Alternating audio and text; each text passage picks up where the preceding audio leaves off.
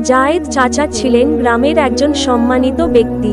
বয়স প্রায় ৭২ বছর। ছোটবেলায় কোরআন পড়তেন, আবার মাঝে মাঝে মসজিদে জামাতেও যেতেন। কিন্তু বয়স বাড়ার সঙ্গে সঙ্গে ইবাদত কমে আসে, চোখে লোভ জমে আর অন্তরে গাফেলতা।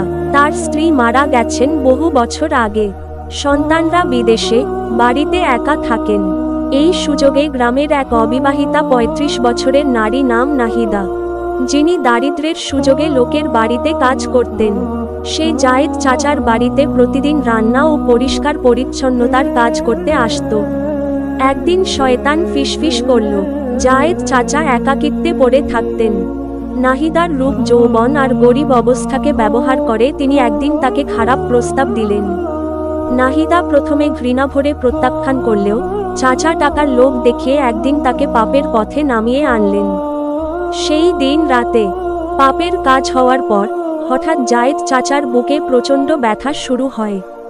সে বিছানায় পড়ে যায়। তার মুখে তখন শুধু এক কথা, হে আল্লাহ, আমি তো বৃদ্ধ ছিলাম, তবুও এত বড় পাপ করলাম, আজই কি মৃত্যু? তখনই সে হঠাৎ মনে পড়ে এক হাদিস, ৩ ব্যক্তির দিকে কিয়ামতের দিন আল্লাহ তাকাবেন না।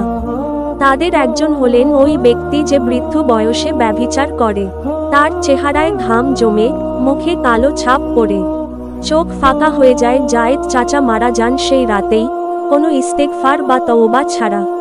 পরদিন সকালবেলায় লোকেরা মৃতদেহ দেখতে পায়। মসজিদের ইমাম এসে যখন জানাজা পড়াতে যান, তখন একজন বৃদ্ধ আলেম কেঁদে ফেলেন।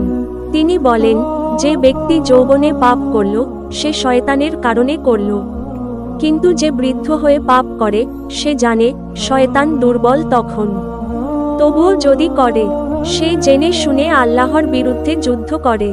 আর নাহিদা, সে লোকলজ্জায় গ্রাম ছেড়ে চলে যায়, আর কখনো ফিরে আসে না।